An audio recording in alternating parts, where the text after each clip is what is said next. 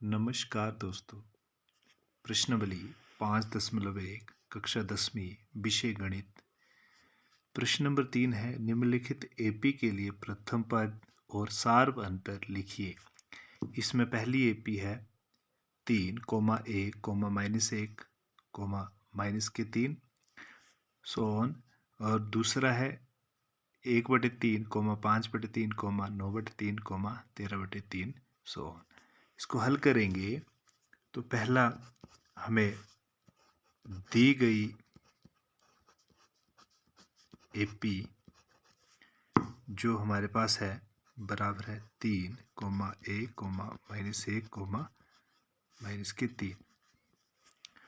यहाँ पर हम एपी को जो लिखते हैं वो लिखते हैं A1, A2, A3,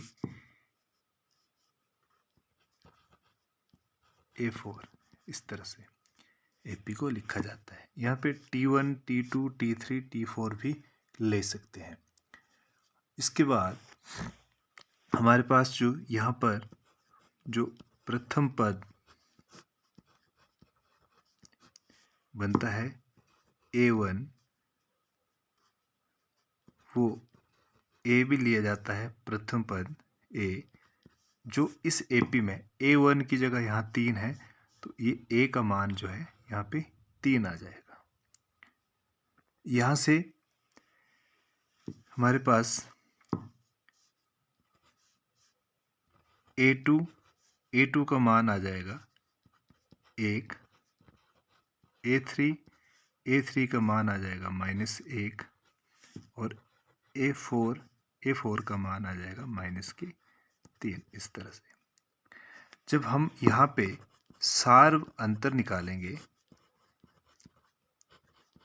सार्व अंतर D की बात करेंगे यहाँ से, तो यहाँ पे जो D आता है वो अगली टर्म से, अगले पद से पिछले पद को घटाना है। यहाँ से इसकी A2 -A1 जो आएगा, A2 का मान है 1 और -A1 का मान है 3, तो यह आ जाएगा ±3 में से एक गए 2, लेकिन माइनस के, क्योंकि बड़े के साथ माइनस है।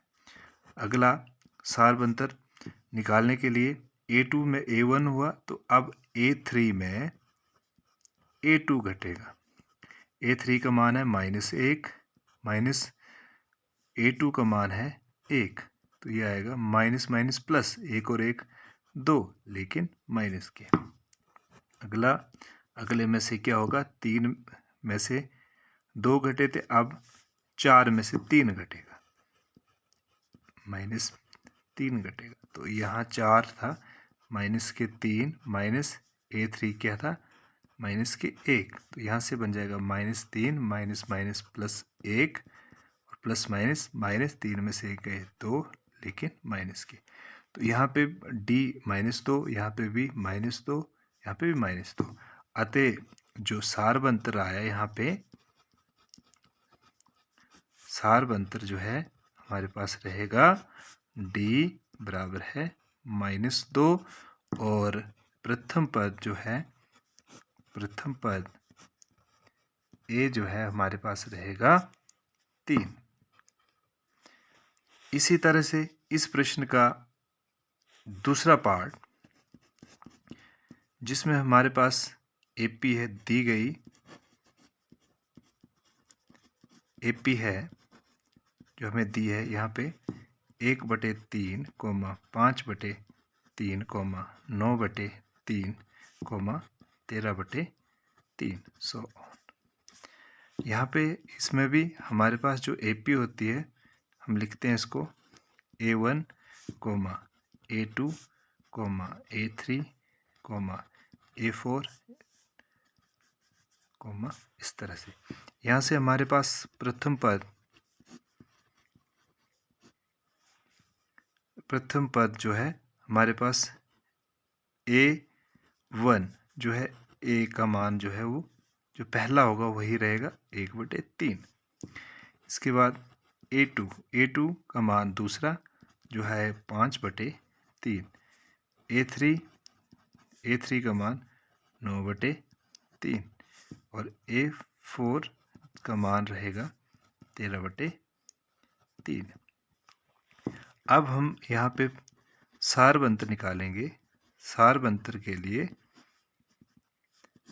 जो D का मान है वो रहेगा D बराबर है अगले पद से पिछला घटाना, A2 माइनस A1।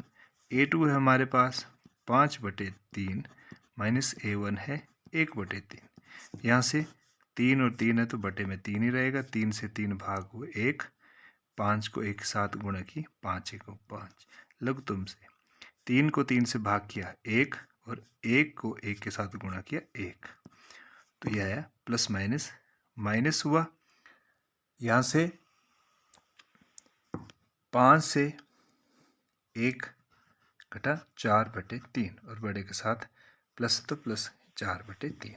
अगला D, A3 में A2 घटेगा। A3 का मान है यहाँ पे 9/3 माइनस A2 का मान है 5/3। यहाँ से बटे में 3 है तो 3 रहेगा। 3 से 3 भाग हुए तो 1, ऊपर है 9, 9 एकम 9, आगे माइनस 3 को 3 से भाग किया 1, 5 एकम 5, प्लस माइनस माइनस हुए 9 में से 5 गए 4/3। अगला फिर D, A4 minus A3। A4 है हमारे पास 13/3 माइनस A3 है 9/3। यहाँ से क्या होगा, 3 और 3 है तो 3 रहेगा। 3 को 3 से भाग किया 1, 13 एकम 13 माइनस 3 को 3 से भाग किया 1, 9 एकम 9, प्लस माइनस माइनस 13 में से 9 गए 4/3। यहाँ पे 4/3 4/3 4/3। अतः जो सार्व अंतर है हमारे पास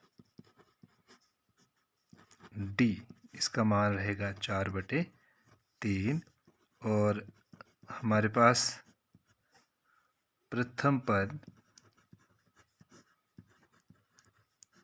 जो A है वो हमारे पास यहाँ रहेगा 1/3।